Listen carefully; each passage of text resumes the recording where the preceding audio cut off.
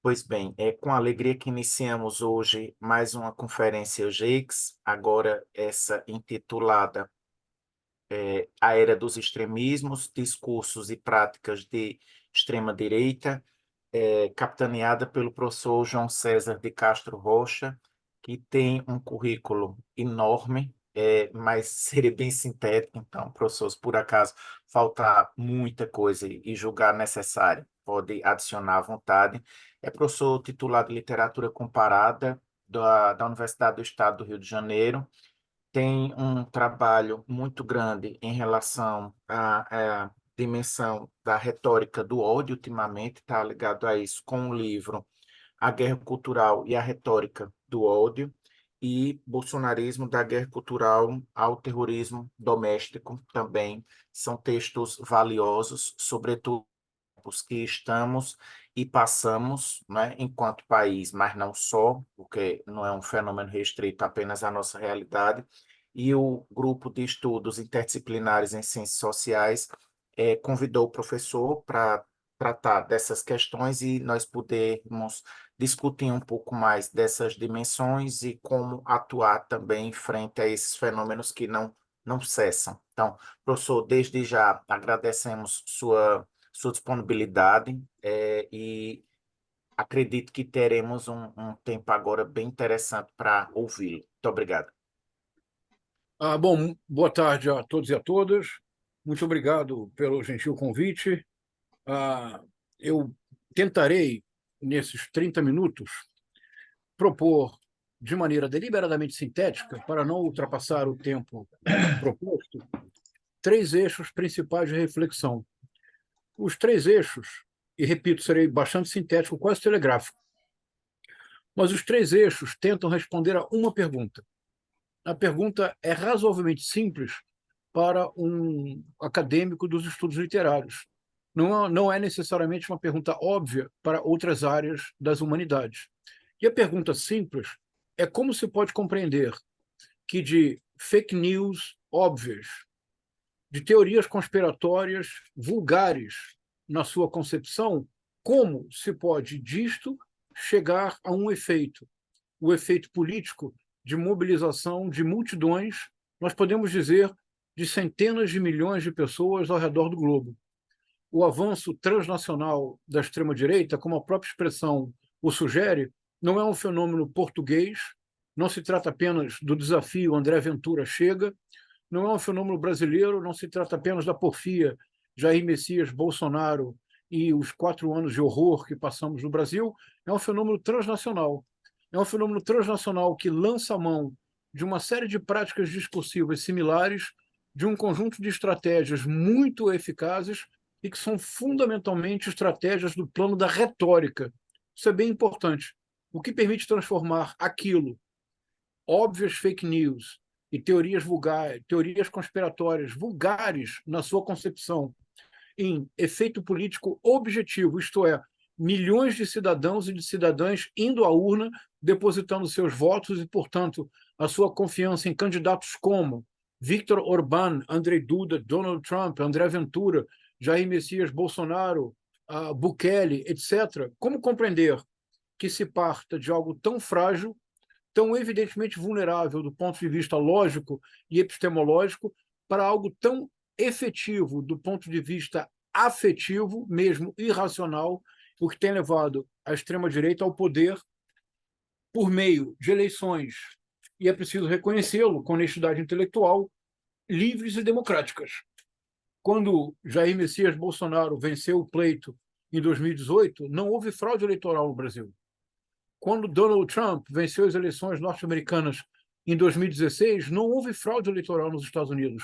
Quando o partido Chega cada vez obtém um número maior de cadeiras no parlamento e agora parece mesmo ameaçar chegar ao posto máximo, não há fraude eleitoral. O que há de fato é que a extrema-direita aprendeu a conquistar corações e mentes. O que, na época em que eu era jovem, e muitos de vocês não eram nem nascidos, na época em que eu era jovem, essa era uma prerrogativa do campo progressista, do campo da esquerda. Numa reunião recente com reitores latino-americanos, o Papa Francisco tocou na ferida ao dizer que nós, os que não somos reacionários, de matizes muito distintos, mas que não somos reacionários, precisamos voltar a conquistar corações, mentes, e o Papa Francisco acrescentou um elemento novo: corações, mentes e mãos. As mãos que o tempo todo estão prisioneiras dos teclados dos quais não conseguem mais se libertar. Portanto, os 3 eixos de reflexão que eu pretendo propor, brevemente, é uma tentativa de compreender a retórica dominada pela extrema-direita de modo a transformar aquilo que nós sabemos ser frágil e vulnerável do ponto de vista lógico e epistemológico naquilo, isto é, vitória política do ponto de vista, sobretudo, afetivo. Como ocorre essa metamorfose, essa improvável alquimia política? 3 eixos de reflexão. Então, para cada um, eu vou mais ou menos utilizar 8 minutos. Primeiro eixo. É preciso compreender a dinâmica interna das estratégias da extrema-direita enquanto estratégia do espaço público redimensionado pelas redes sociais e enquanto estratégia linguística por meio da criação de uma retórica própria, a retórica do ódio. Mas isso só é possível, penso, se dermos um passo atrás e compreendermos que a extrema-direita viceja nas redes sociais. Na verdade, a extrema-direita é a política na era do tempo das redes sociais, parodiando o famoso ensaio de Walter Benjamin, de 1936, em que ele pensava o avanço do nazifascismo em íntima associação com os meios novos disponíveis à época, sobretudo o cinema, não apenas, mas sobretudo o cinema. É preciso reconhecer que a extrema-direita possui afinidades estruturais não planejadas, mas por isso mesmo ainda mais fortes com o universo digital e com o universo das redes sociais. Vejamos. As redes sociais seriam impossíveis do ponto de vista logístico sem a operação do algoritmo. Sabemos que o algoritmo é muito mais complexo do que eu direi agora, mas por economia de tempo, me permitam dizer que o algoritmo é uma operação propriamente borgiana. Isto é, o algoritmo é, sobretudo, uma enorme máquina de exclusão para tornar possível a inclusão de tudo. Vale dizer, é possível ter uma autêntica vertigem de dados o tempo todo o tempo, sem interrupção nas redes sociais, no universo digital, porque o algoritmo opera o efeito navalha de corte de tudo aquilo que não é similar ao que antes havia. Então, a operação do algoritmo é uma necessária operação de exclusão para não levar o sistema digital a um colapso pelo excesso de input, sem nenhum output. Ou, em termos do Gregory Bateson, para que não haja apenas feedback positivo, sem nenhum feedback negativo.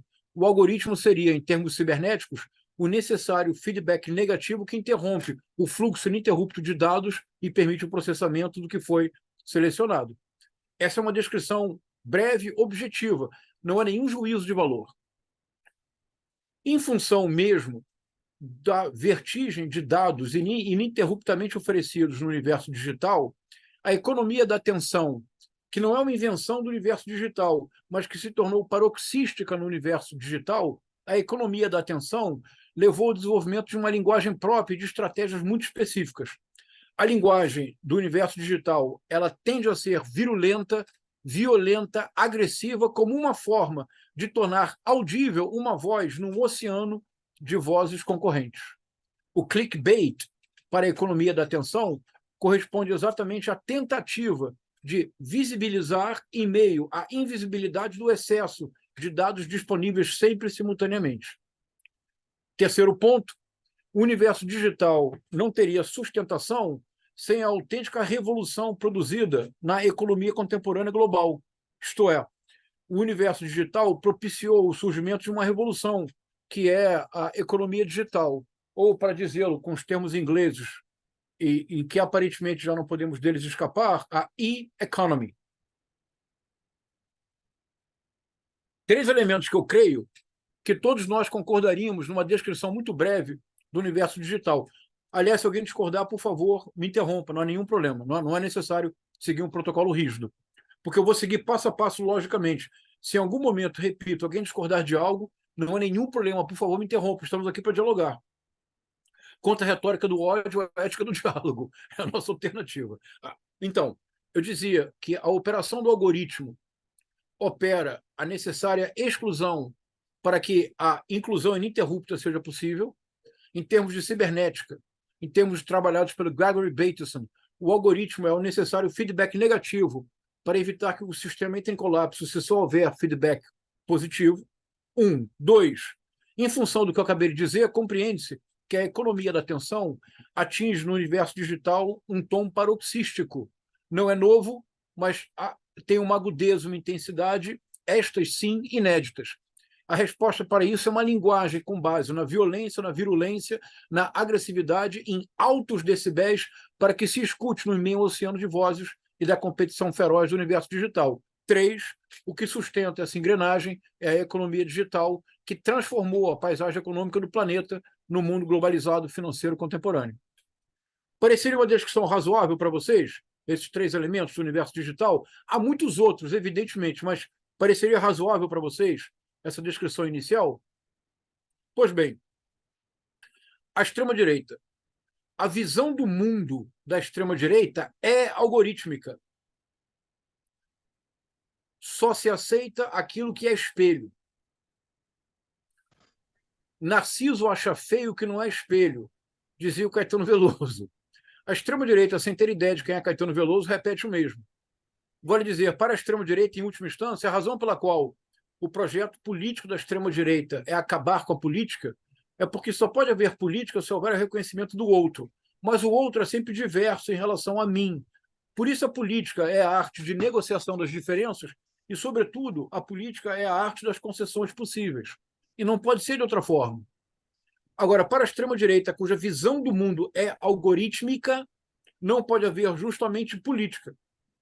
Por isso, o projeto político da extrema-direita é a despolitização da polis por meio do afeto para a imposição de uma estrutura mimética global.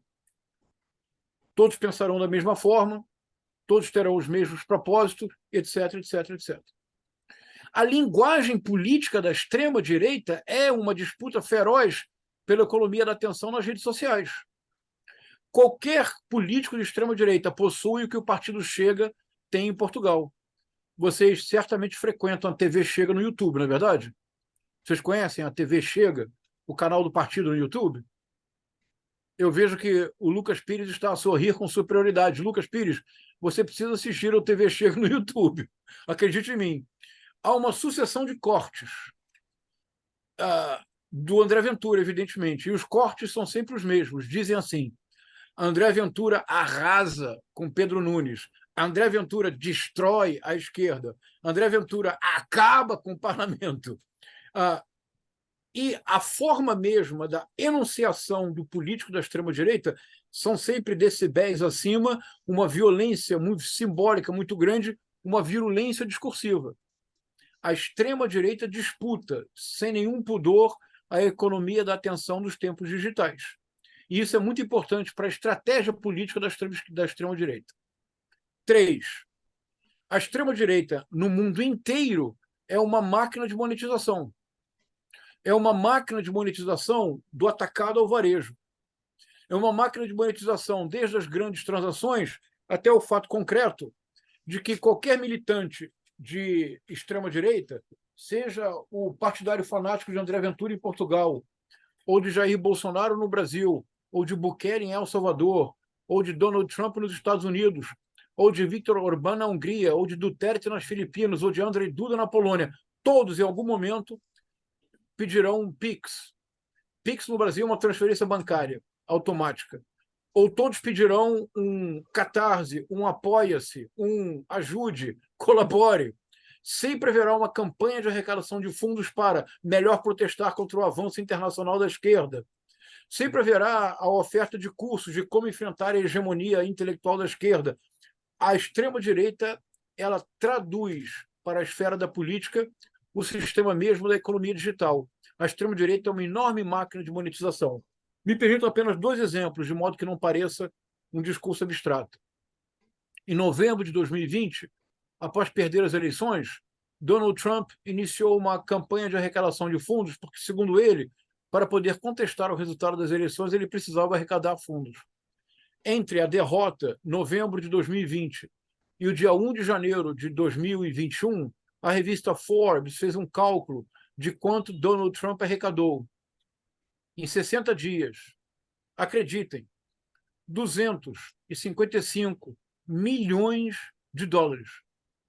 Pela legislação americana, uma campanha de fundraising que não envolva um objeto específico, o dinheiro é net, não se paga imposto e ele pode ser gasto como se desejar. Se, pelo contrário, a campanha tiver uma finalidade própria, o dinheiro somente pode ser gasto com essa finalidade. Por isso, Steve Bannon foi preso, porque para uma campanha que se chamava We Build the Wall, nós construímos um muro, o muro entre México e Estados Unidos, ele lançou mão dos recursos para pagar despesas pessoais. Como a campanha tinha uma finalidade específica, ele não poderia gastar um centavo sequer que não fosse para construir o muro. O ex-presidente Jair Bolsonaro, depois de sair da presidência, fez uma campanha de Pix e arrecadou, em menos de um mês, 17 milhões de reais. Todos os partidários de Jair Bolsonaro oferecem cursos, têm livrarias nos seus canais de YouTube, têm apoiadores, os mais diversos, que colaboram das formas as mais várias. A extrema-direita é uma extraordinária máquina de monetização. A radicalização política para a extrema-direita virou um produto de nicho para o público radicalizado. No Brasil, hoje, disputa-se ferozmente um mercado consumidor de 58 milhões de pessoas, os eleitores de Bolsonaro, no dia 30 de outubro de 2022.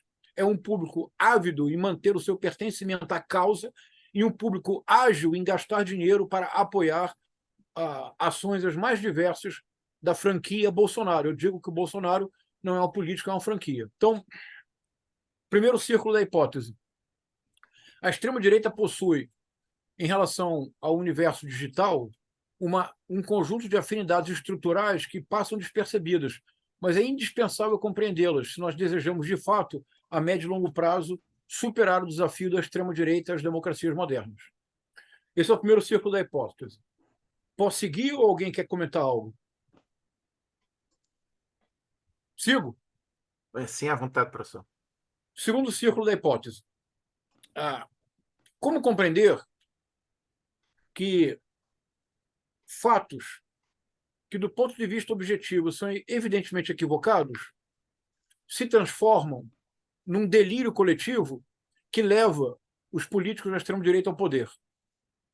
Quer dizer, como compreender essa alquimia entre o que inicialmente é, obviamente, uma fake news, uma teoria conspiratória, como compreender que ela se torna realidade política objetiva e mobiliza milhões de pessoas para as eleições?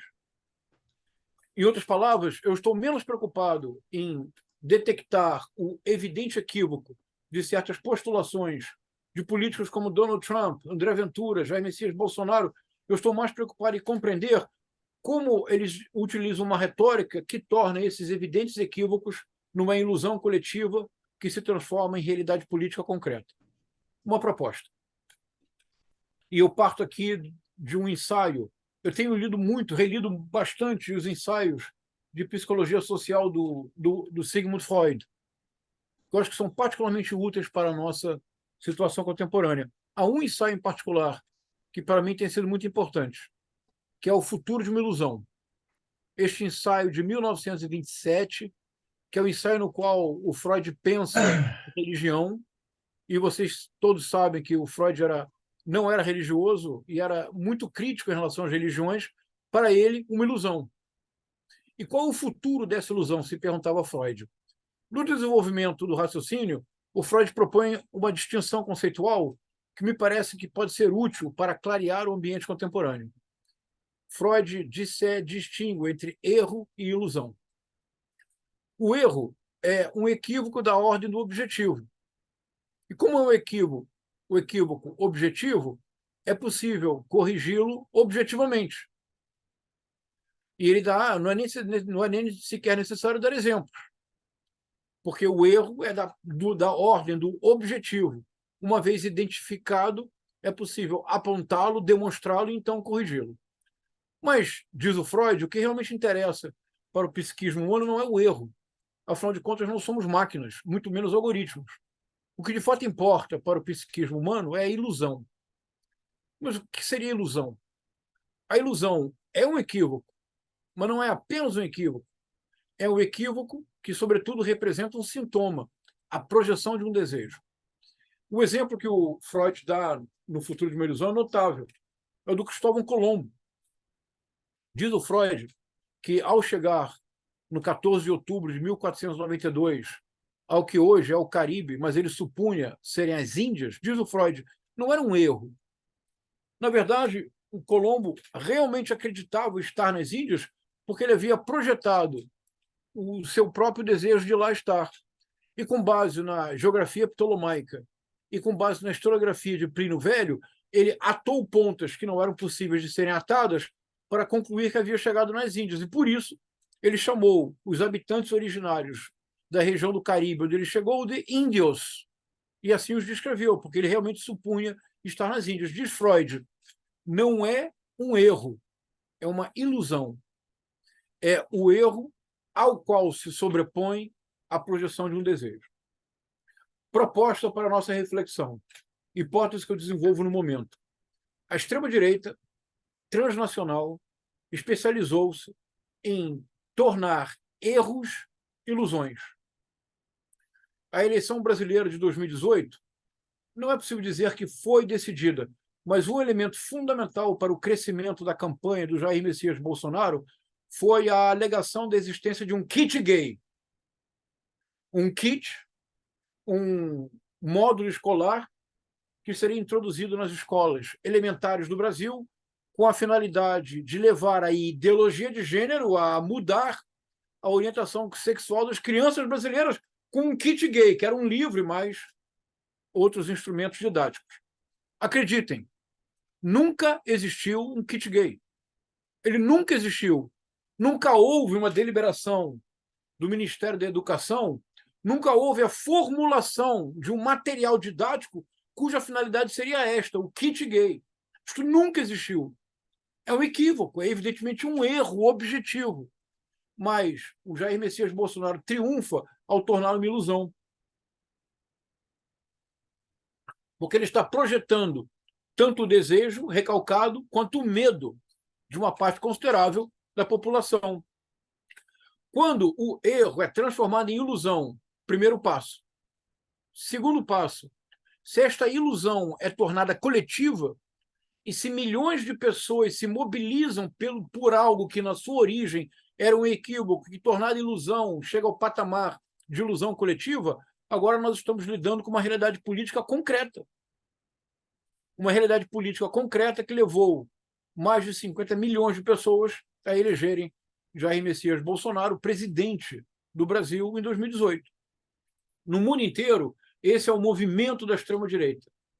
A transformação do erro em ilusão, tornar esta ilusão um caráter coletivo, que, quando mobiliza ao mesmo tempo milhões de cidadãos e de cidadãs, então, o que originalmente pode se demonstrar ser um equívoco, tornado ilusão coletiva, vira realidade política incontornável e que sufraga o candidato nas urnas. E ele vence eleições livres e democráticas. Tem sido assim nas décadas iniciais do século XXI. Isso, em parte, pode ocorrer porque o que está em jogo é um outro conceito que eu proponho para análise do mundo contemporâneo. O que está em jogo é, através da onipresença cotidiana e planetária das redes sociais, é a criação de um ecossistema deliberado de desinformação que nunca houve nada similar na história. Veja, e é bem simples, porque são 5 elementos, 4 dos quais nós estamos em contato com eles diretamente, inclusive agora.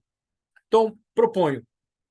A extrema-direita triunfa pela criação de uma midiosfera extremista, é o conceito que eu proponho, que é um ecossistema deliberado de desinformação, que produz conteúdo audiovisual 24 horas por dia, 7 dias por semana, de forma ininterrupta, e a midiosfera extremista é composta por 5 elementos, 4 internos, 1 externo.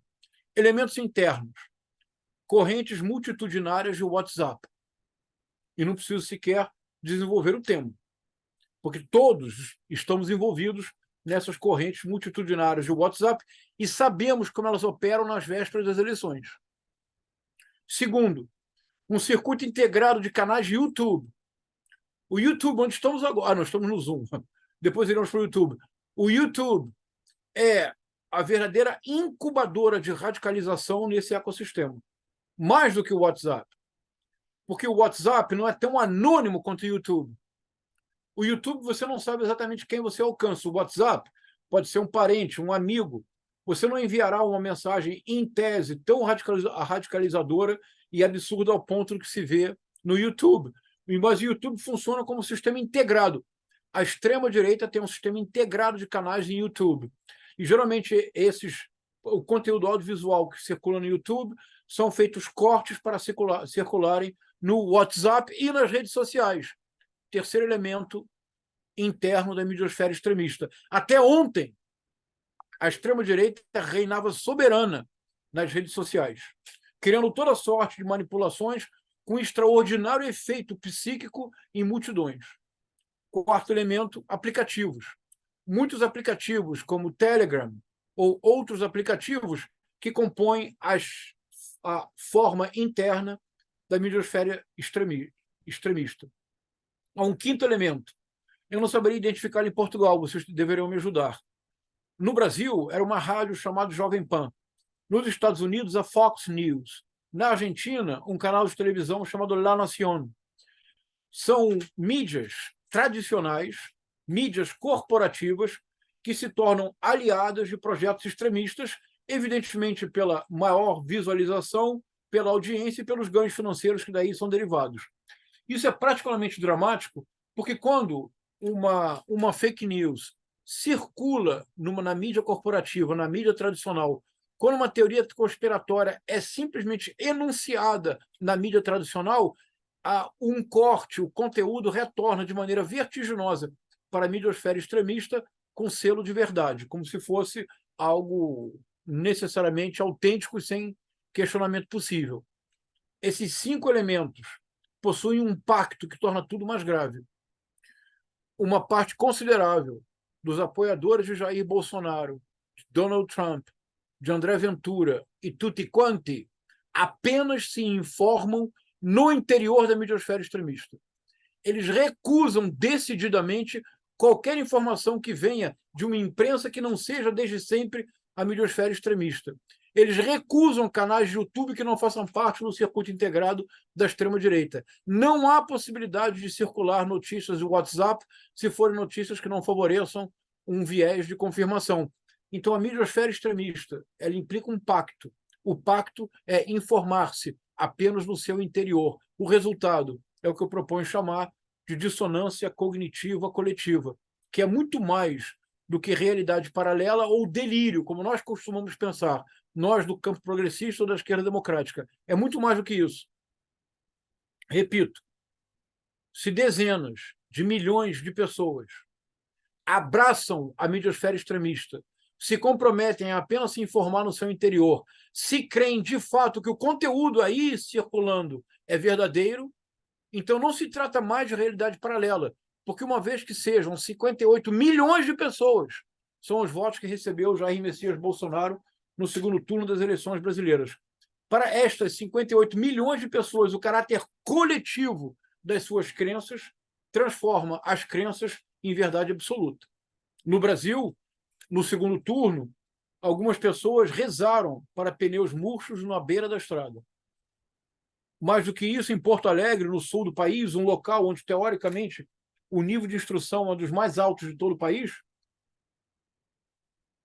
e o IDH é um dos maiores do Brasil, houve procissões em que as pessoas pediam socorro para os alienígenas para permitir a permanência de Jair Messias Bolsonaro no poder.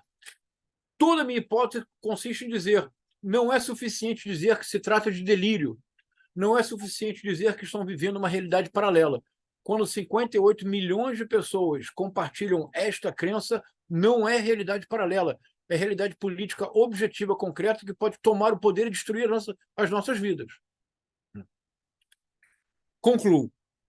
Eu acho que eu tenho ainda 4 minutos, é isso? Para 30? Vou concluir. Como vocês percebem, boa parte do meu trabalho consiste em tentar formular um quadro teórico novo com conceituações igualmente novas para dar conta da novidade do cenário contemporâneo. Concluo, então, brevissimamente, com a última proposta. Eu tenho proposto o conceito de retórica do ódio. E fiquei muito recompensado, porque esse meu esforço de pesquisa envolve uma imersão completa no submundo da extrema-direita, o que não é necessariamente, para um especialista em William Shakespeare e Machado de Assis, é uma mudança drástica de objeto de estudo.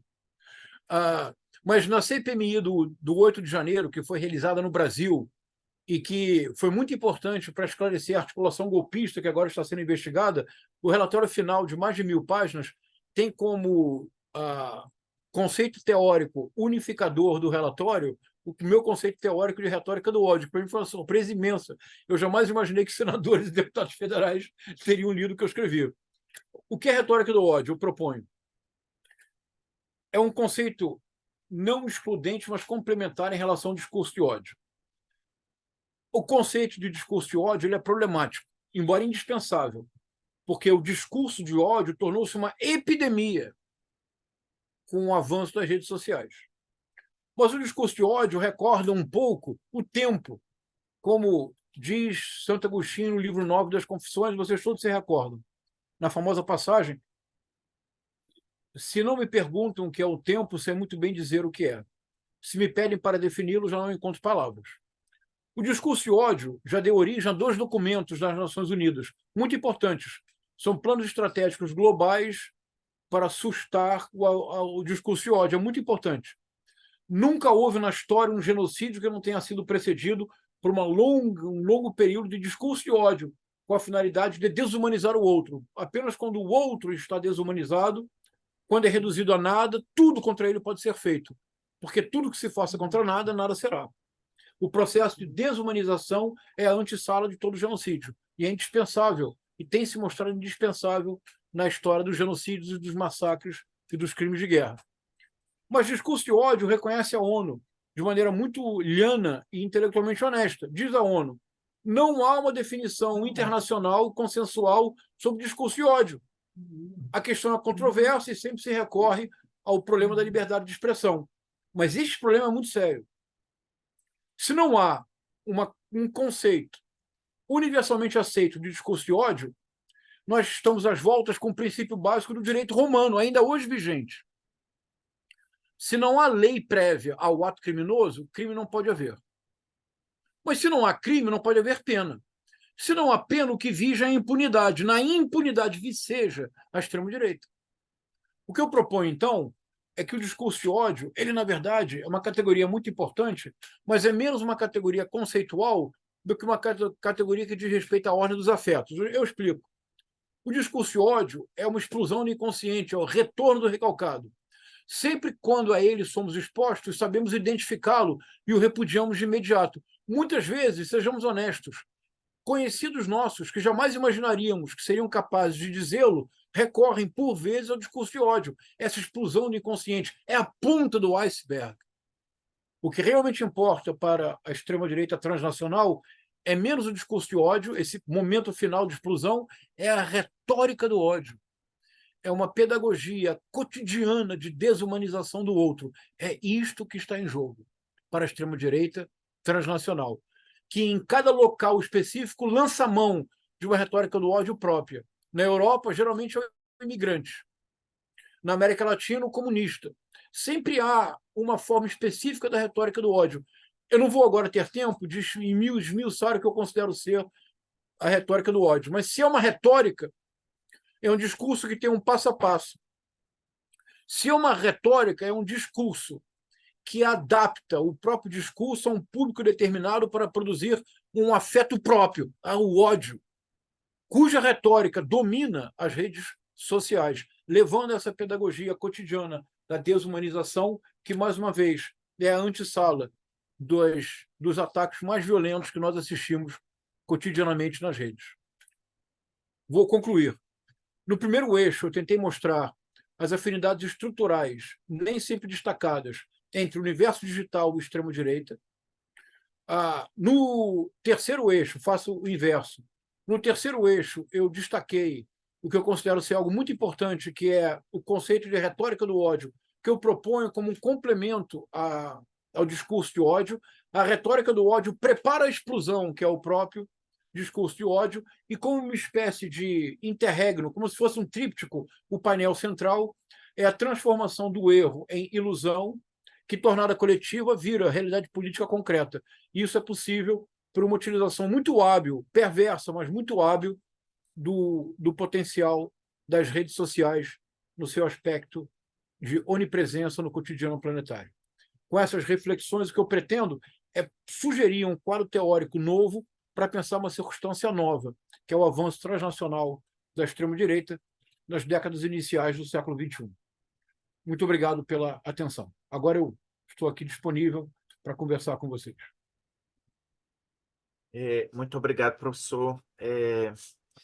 Fiquei imaginando aqui o primeiro trabalho enorme, o trabalho em diversos níveis, não é? Que envolvem essa discussão. Segundo, o estômago em ter que observar tantos discursos e tão variadas realidades que, de algum modo, se aproximam e outras nem tanto.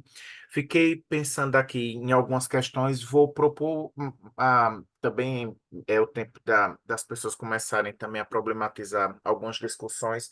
Fiquei imaginando que esse discurso e essa prática dessa retórica de ódio, enquanto, palavras suas, pedagogia cotidiana de desumanização, foram fomentadas, no caso do Brasil especificamente, talvez talvez, não sei, por uma visão religiosa muito radicalizada. Também pode vir por aí. Não sei se esse é um dos caminhos. Fiquei tentando imaginar em Portugal qual seria a rede, né, dessa prática, como a Fox ou como a Jovem Pan e tudo mais. Fiquei pensando nisso. E um dado que surgiu essa semana, inclusive discutimos isso no grupo na reunião anterior, é o quanto o brasileiro que está em Portugal, que tem condições de votar, e essa pessoa que vota no Chega, não se considera imigrante. Imigrante é todo aquele que não é brasileiro, ou seja, é africano, é árabe, sei lá, é ucraniano e tudo mais, mas não é brasileiro. E o discurso que houve de alteração, né, do Chega, inicialmente os imigrantes como grande problema, mas agora recebendo dinheiro de algumas igrejas evangélicas, esse processo foi mudando, atenuando em relação a um público do Brasil específico. Não, não são todos os brasileiros ou brasileiras. Então, basicamente, fiquei pensando nisso e, mais uma vez, digo que fico entusiasmado com essa possibilidade de criação do novo a partir de uma reflexão, né, analisando todos esses documentos, né, esses discursos que são produzidos. E uma coisa que penso ser importante é observar esse fenômeno não como um ato cômico, como muitas vezes a gente trata, né, de delírio coletivo, que também Ah, pode claro. ser de alguma forma, mas minimiza a atuação desse grupo e esse grupo ascendeu ao poder. Do meu ponto de vista, num dos piores períodos possíveis, né? No período da pandemia, tivemos a trágica participação e aí tomada desse grupo. Então, basicamente, isso. Enquanto isso, vamos aguardando as perguntas também. Eu tenho, na verdade, uma continuação um pouco do que o Sérgio estava falando. Eu pesquiso, guardado as devidas dimensões, algo parecido com o professor pesquisa, só que mais na vertente em Portugal, no doutoramento. Eu Lucas, posso pedir para você falar um pouco mais alto, por favor? Claro, desculpe.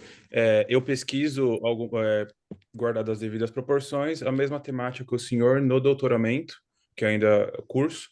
Eu estou em grupos de tanto do Facebook quanto de WhatsApp, de pessoas que são adeptos do Chega, que votam no Chega.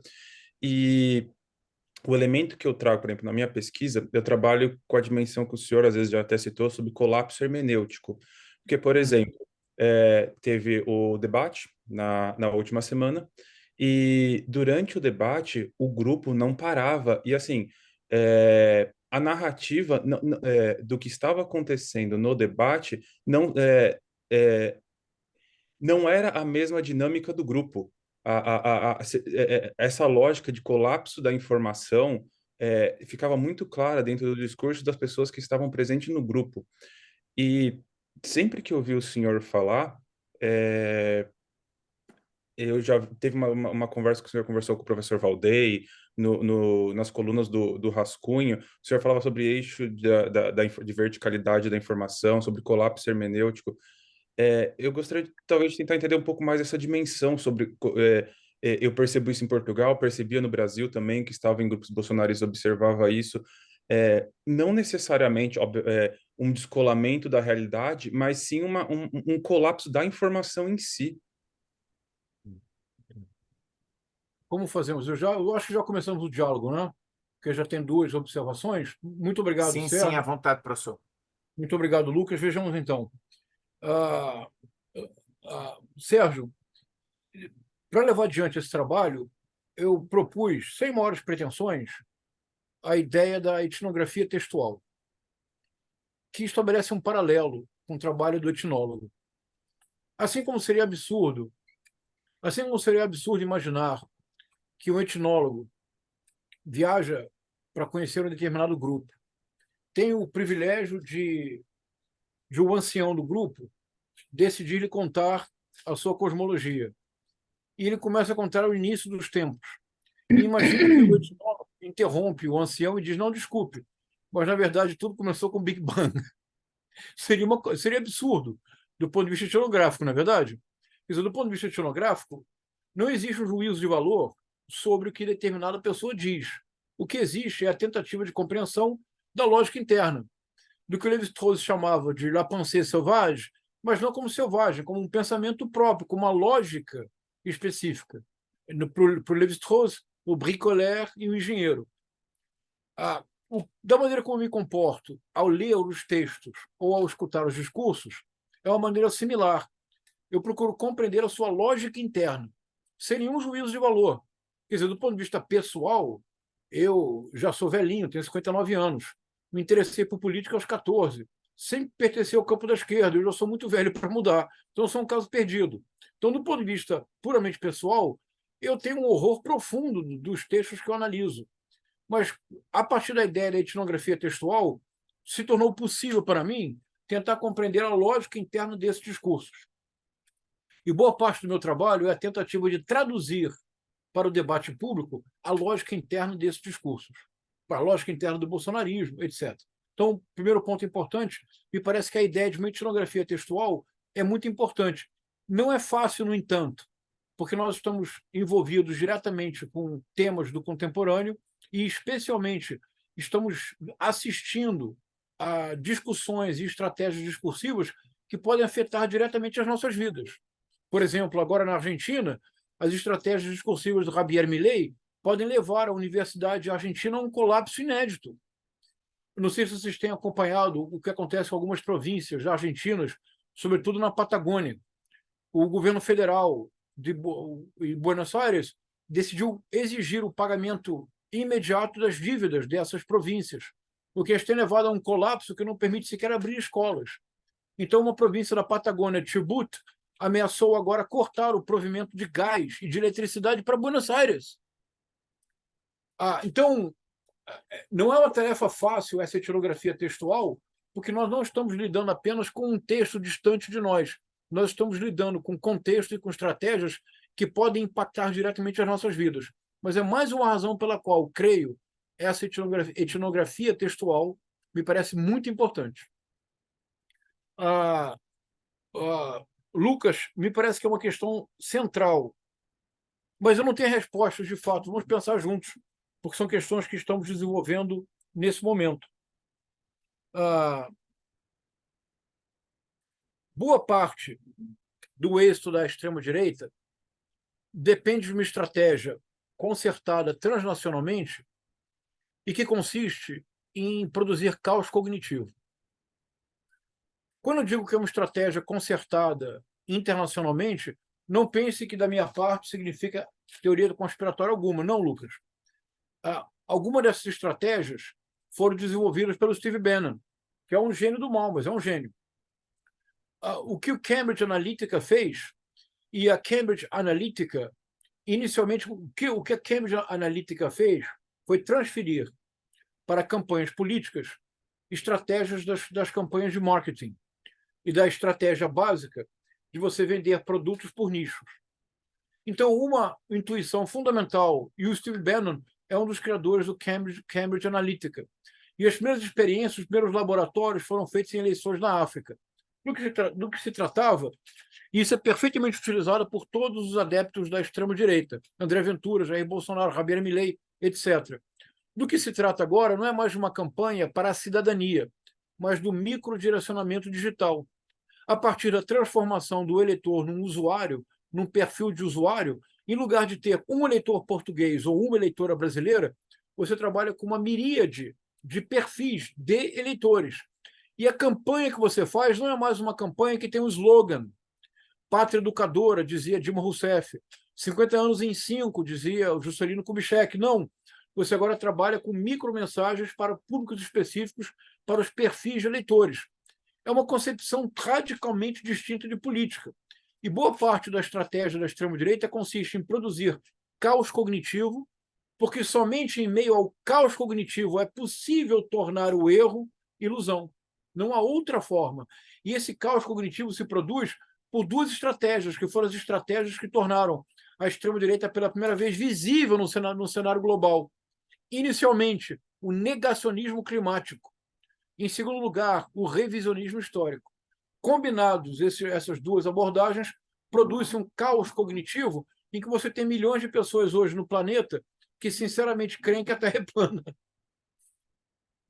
Mas, como algo similar da estrutura da extrema-direita, não basta crer que a Terra é plana. É preciso organizar canais de YouTube, é preciso fazer publicações, é preciso oferecer cursos, é preciso fazer convenções, é preciso monetizar a crença de que a Terra é plana. Mas que milhões de pessoas acreditem que a Terra é plana é condição sine qua non para o avanço transnacional da extrema-direita. Portanto, Lucas, a produção de caos cognitivo, o que leva a um colapso hermenêutico, é algo muito sério. A ideia de colapso hermenêutico, no entanto, é um pouco diferente. Eu vou tentar expô-la muito rapidamente para que mais pessoas possam dialogar. Aqui, Lucas, é uma hipótese que eu tenho tentado desenvolver. O que nós chamamos, na verdade, de hermenêutica, o que nós chamamos de condição humana, e me permitam utilizar essa expressão tão fora de moda, mas retiremos dela qualquer conteúdo. Pensemos em condição humana como uma forma de processamento de dados. Por exemplo, faz parte da condição humana o uso da narrativa. Não existe grupo cultural contactado que não tenha na narrativa um dos seus eixos de organização social. Ao dizê-lo, eu posso atribuir a essa característica universalidade porque não atribuo conteúdo. O problema da universalização é quando a ela se atribui um conteúdo, porque o conteúdo é sempre particular, mas a forma de processamento ela pode ser universal. Então, Lucas, eu proporia que o que nós chamamos de hermenêutica ou de condição humana depende de uma defasagem temporal entre uma ação, a sua transmissão, a sua recepção imediata, o seu processamento, que também chamamos de interpretação. Sem essa defasagem temporal, a filologia não seria possível. A filologia só é possível porque parte do princípio que eu trabalho com um texto que pertence a um contexto tão diverso do meu que uma ponte hermenêutica se impõe. A hermenêutica implica que o passado possui uma linguagem que já não me é imediata. É preciso, portanto, instrumentos filológicos, linguísticos, para compreender uma mentalidade, uma forma mentis que já não permanece. Portanto, o que nós chamamos de humano depende dessa defasagem temporal. Por exemplo, se eu agora brutalmente perguntasse, Sérgio, numa síntese breve de 2 minutos, defina tudo que nós agora discutimos. Seria certamente uma grosseria de minha parte. Não seria, Sérgio? Porque você precisa que nós terminemos, você precisa tomar um café, você precisa conversar com os colegas e posteriormente você processará o que lhe interessou mais. Mas é assim nas nossas vidas. Se eu terminar e conversar com a minha esposa e com meu filho, eles perguntarem como foi o diálogo com o grupo de estudos da Universidade do Minho, eu não posso responder de imediato. Eu posso dizer, olha, foi A, B ou C, e depois eu elaboro um pouco mais. Sem defasagem temporal não há humano.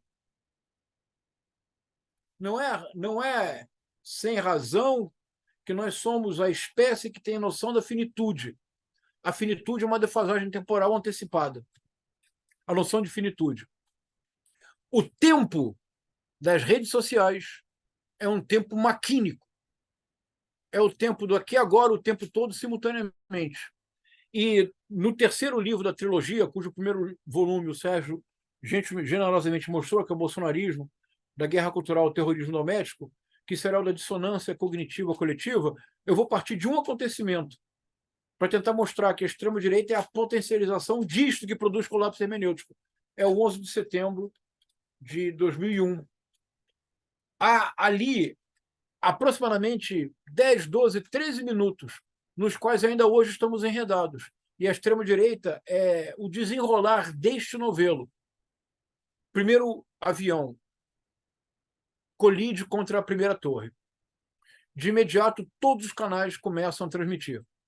E eu já analisei a transmissão de praticamente todos os canais importantes dos Estados Unidos. CNN, CBC, ABC, CBS.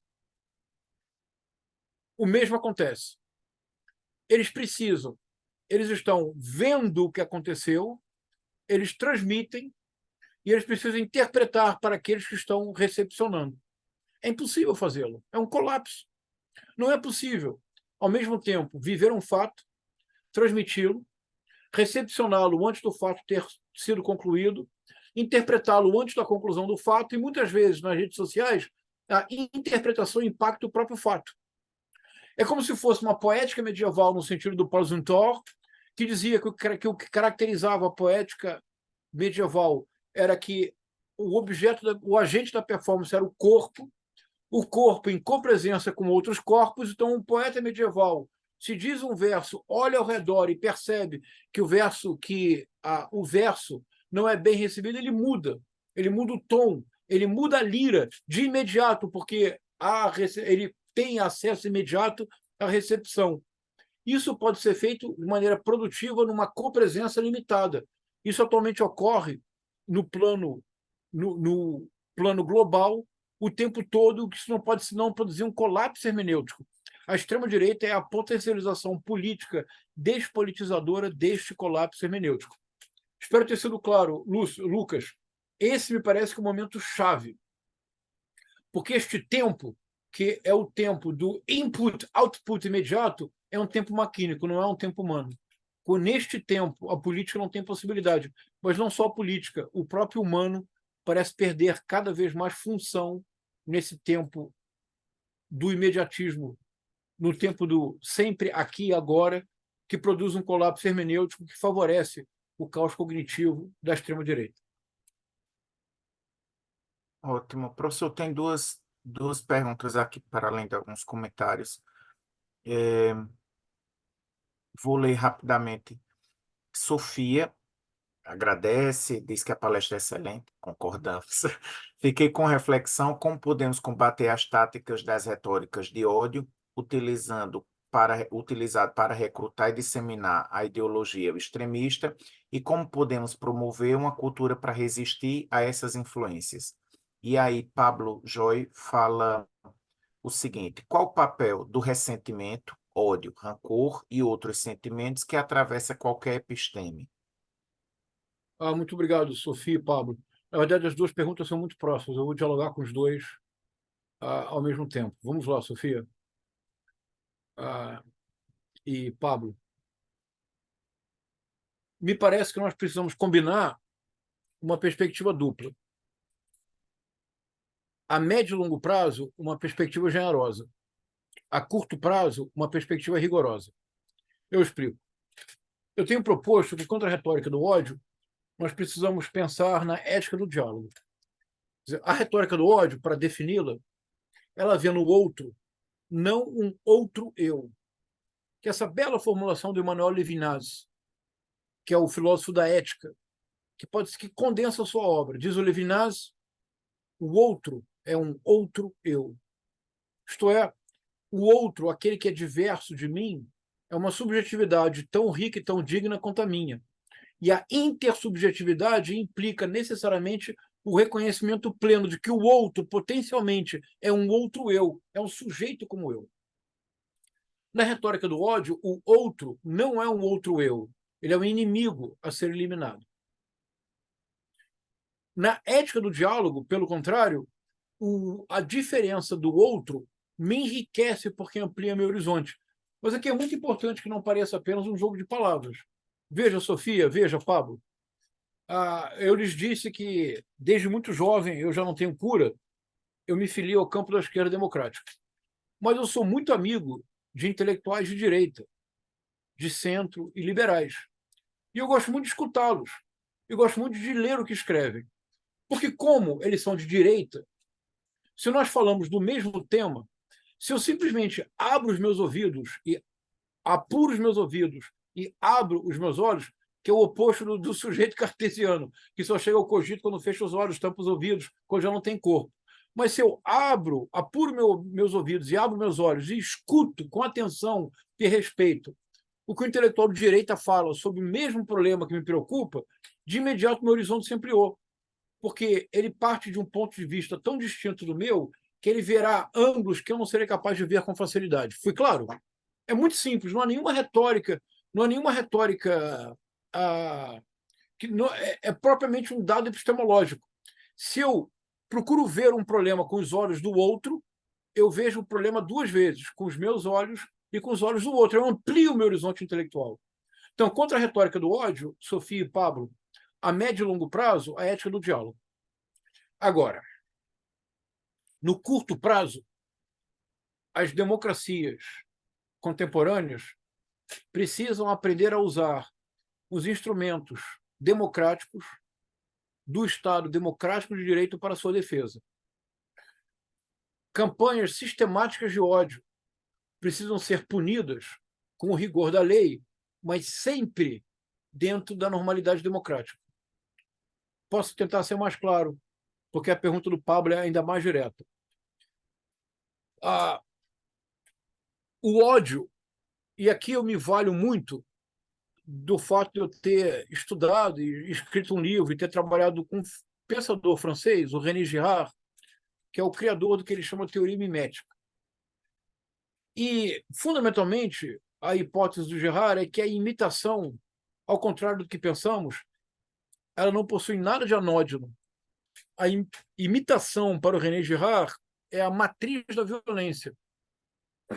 É a matriz da violência mimética que se resolve mimeticamente, através de mecanismos diversos de bode expiatório, isto é, uma vez que o ódio e o ressentimento se difundem e que existe uma violência generalizada e, portanto, um caos em potencial, geralmente a situação se resolve pela canalização do ódio contra um único membro do grupo, que é o bode expiatório. E ele fez disso toda uma teoria do surgimento da cultura.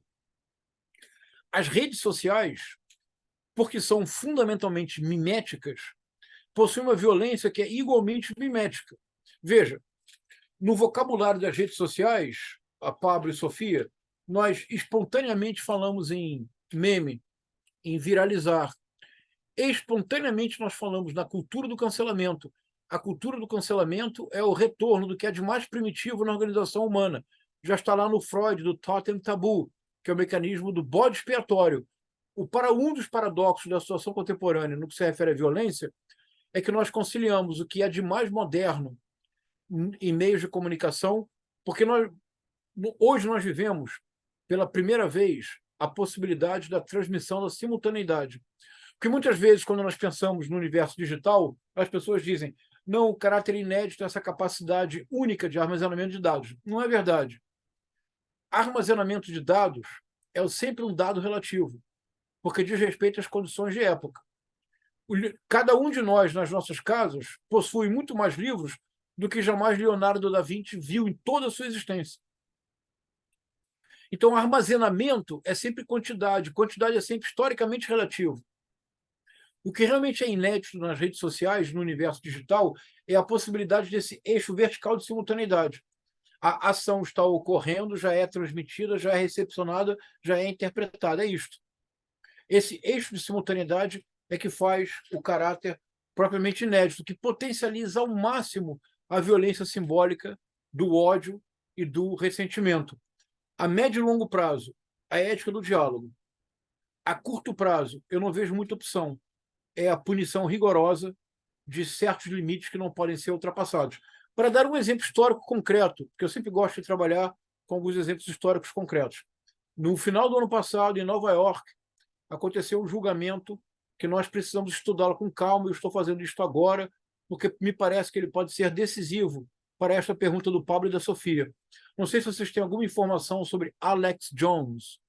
Não sei se vocês têm noção de quem seja. Alex Jones era o proprietário, não era inicialmente, tornou-se proprietário de uma plataforma chamada InfoWars, Guerras da Informação.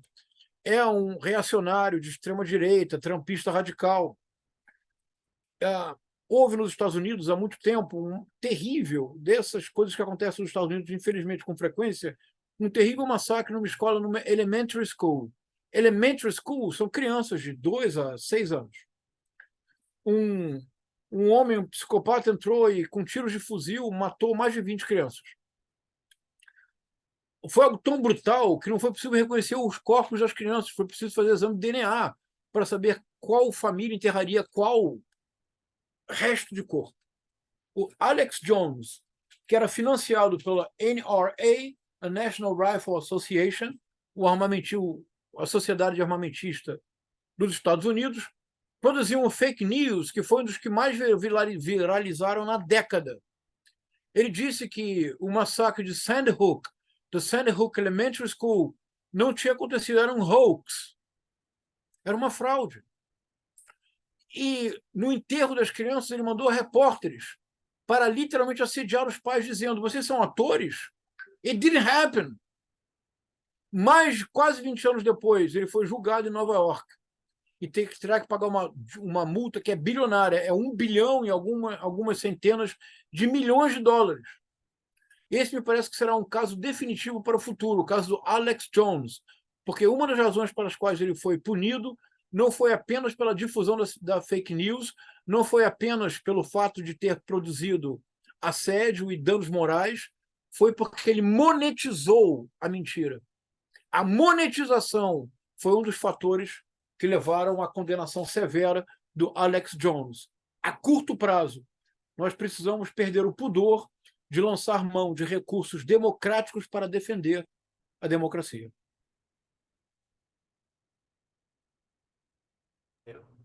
Sim, sim, Eu acho que o concordo. Gustavo quer fazer uma pergunta. Gustavo quer fazer uma Gustavo, né? pergunta e posso depois imediatamente já fazer aqui, está aqui no chat também. Pode Perfeito. ser, Gustavo.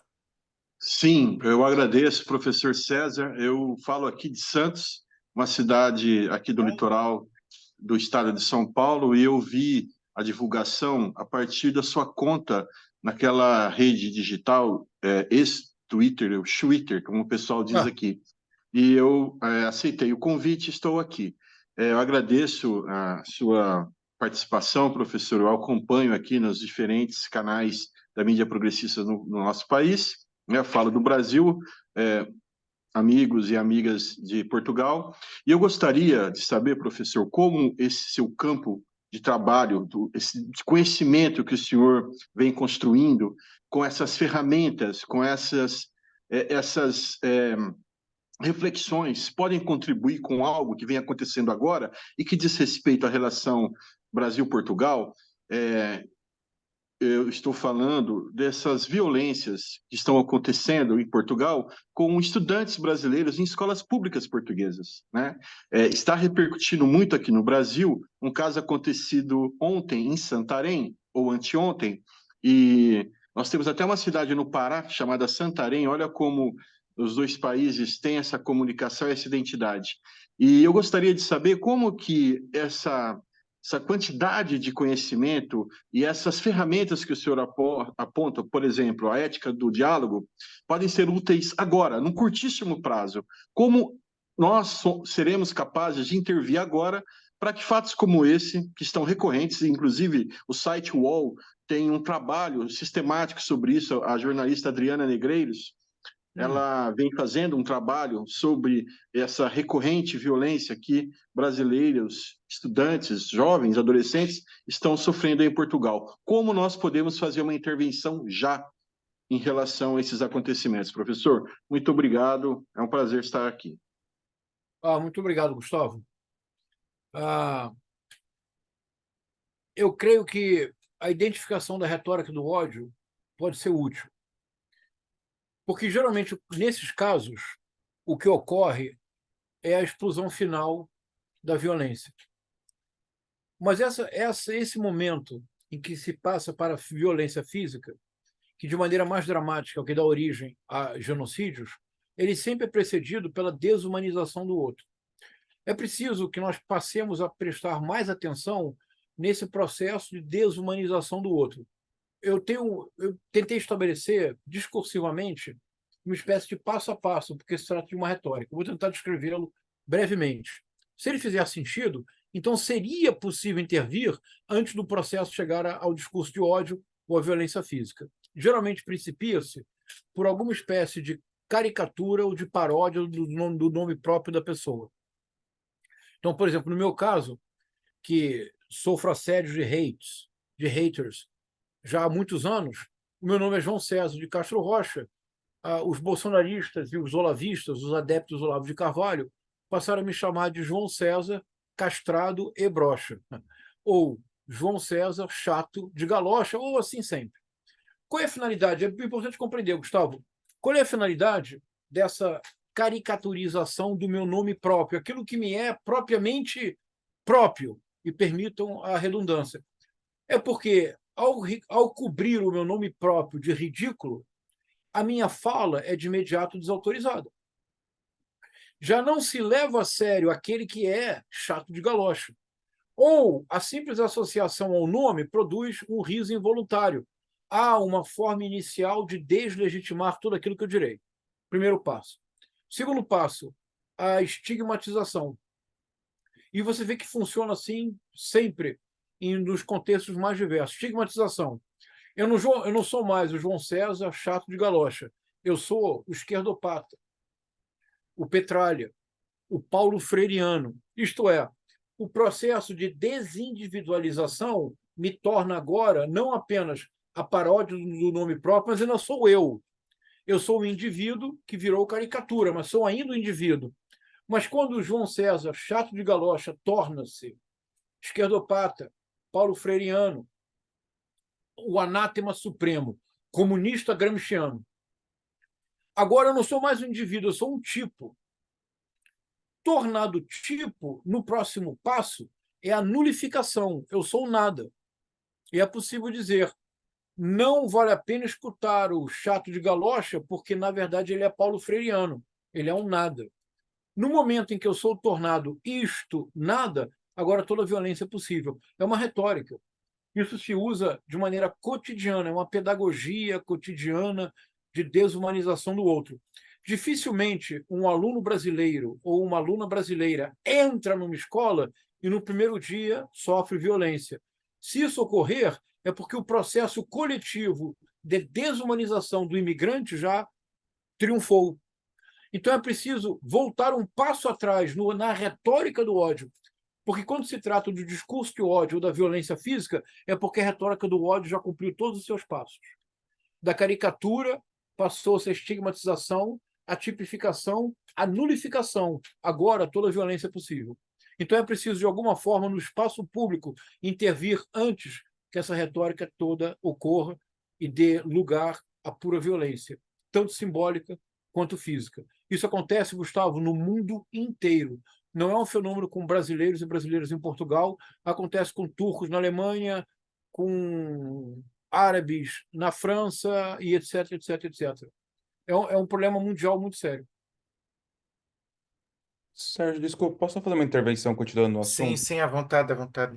Professor, como o senhor colocou, está mais ou menos perto da dimensão que o professor Dr. Renato Lessa coloca, quando ele traz o Homo Bolsonaros, quando ele traz o Victor Kempler, na dimensão de linguagem podre, ou não?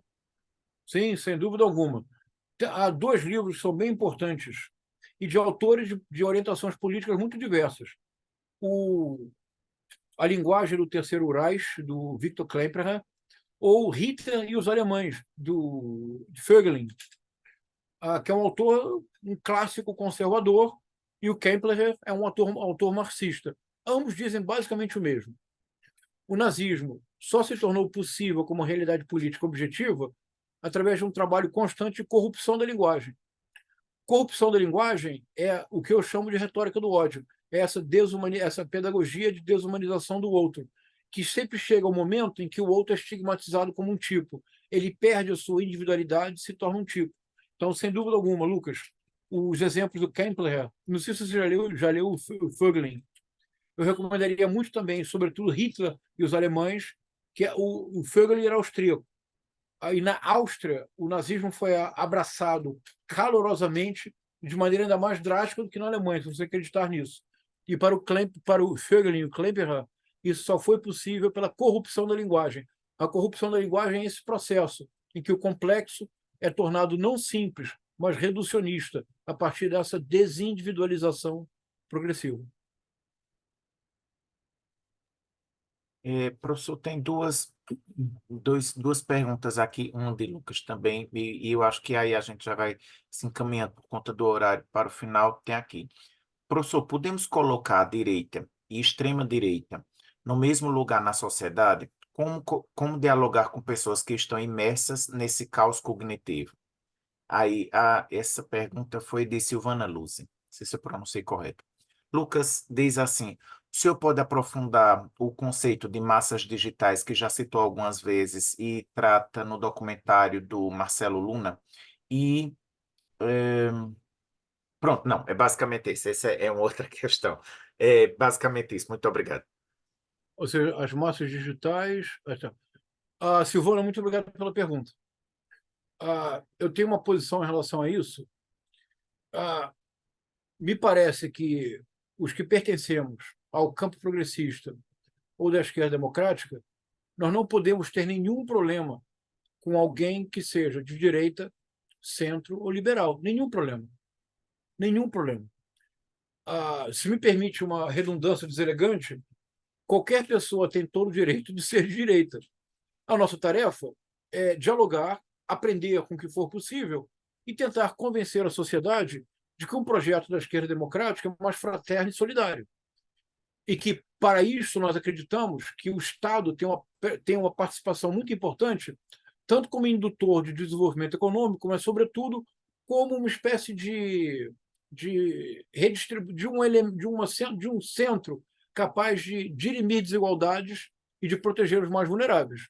Se você é de direita, de maneira legítima, você parte do princípio que, pelo contrário, quanto menor o Estado, mas não no sentido de não existir, que o Estado se encarregue apenas das funções básicas, de modo que o mercado possa operar mais livremente e que isso conduzirá a um desenvolvimento econômico muito mais próspero. São duas visões muito diferentes de concepção de sociedade. Se você é de direita, você tem todo o direito a sê-lo. Se você é de centro, todo o direito a sê-lo. Se você é liberal, perfeito. Se você é neoliberal, problema algum. Nós precisamos, no campo das ideias, disputar os corações e as mentes, e, como diria o Papa Francisco, as mãos, sobretudo dos mais jovens. Nenhum problema. Agora, a extrema-direita, neste sentido, Silvana, mas também a extrema-esquerda, ambos os lados que possuam essas posições extremistas tendem a confundir muito rapidamente a política com posições fundamentalistas, em que apenas o seu ponto de vista seja possível. Não é o caso. Então, eu diria, Silvana, se eu compreendi bem a sua pergunta, nós não devemos colocar direita e extrema-direita no mesmo patamar em nenhuma circunstância. Nós precisamos, na verdade, compreender que, na verdade, Silvana, você sabe qual é o campo político mais prejudicado pela extrema-direita? Não é a esquerda democrática. A esquerda democrática cresce como alternativa à radicalização da extrema-direita. O campo político que mais sofre com o avanço da extrema-direita transnacional é a direita, o centro e o campo liberal, porque a extrema-direita costuma canibalizar esses campos e tornar a discussão política praticamente impossível. Em relação ao conceito de massas digitais, eu agradeço a pergunta do Lucas Pires, eu agradeço, Lucas. é um conceito que eu propus no Guerra Cultural e Retórica do Ódio. Eu vou retomar no terceiro livro da trilogia, que se chamará Dissonância Cognitiva Coletiva, Midiosfera Extremista e Metaverso. E é uma tentativa de pensar o tipo de mobilização e o tipo de manipulação que se realiza na era digital e, sobretudo, na proeminência das redes sociais. Há um psicanalista brasileiro, o Christian Dunker, desculpe, que num livro também propôs o conceito de massas digitais, de uma maneira um pouco diferente daquela que eu proponho. O que eu estou chamando de massas digitais são os reféns da midiosfera extremista. A minha tentativa de compreender é compreender como, que no caso deles, o erro foi transformado em ilusão e, posteriormente, em ilusão coletiva. Vale dizer, eu não tenho nenhuma preocupação de produzir um juízo em relação às massas digitais. Eu quero realmente compreender como elas se organizam e qual, por exemplo, de maneira mais específica, a diferença em relação à famosa conceituação do Sigmund Freud no livro sobre o conceito de eu e as massas, que é um texto tão importante de psicologia social para compreender o que é que une as massas a um líder carismático. Professor, eu acho que muitas das pessoas que estão aqui passariam ainda muito mais tempo ouvindo, se por diversas questões. É imprescindível o tema associado a uma retórica muito boa, a uma discursividade muito boa, uma explicação didática, apesar do nosso tempo. Agradeço mais uma vez sua participação, seu trabalho, sua paciência também em estudar a temática e aos que estudam a temática também, e tentar trazer essa objetividade, não é? Sem esse juízo, como foi colocado também nesse momento. E penso que cada vez mais trabalhos nesse sentido são importantíssimos para fazer valorizar ainda mais, né, nosso posicionamento político. Não é só no sentido de deixar para lá, é só isso, é aquilo, deixa esse povo lunático e tudo mais. É uma realidade concreta com a qual tem que se lidar. Então, mais uma vez, agradeço em nome do grupo, agradeço a todos e a todas a participação e nos veremos na conferência do mês que vem. Professor, se quiser falar alguma coisa, fique à vontade também. Não, Sérgio, agradecer muito ao convite, à oportunidade do diálogo e fico absolutamente à disposição para, em outra ocasião, ou para esclarecer mais dúvidas. Acabei de ver que um querido amigo, um intelectual muito importante no Brasil, o Octávio de Barros, estava conosco. Octávio, grande abraço, uma alegria grande saber que você estava aqui conosco. Então, muito obrigado a todos e a todas, e eu fico à disposição, se em algum momento vocês quiserem outros esclarecimentos. Boa tarde. Muito obrigado. Boa tarde. Muito obrigado.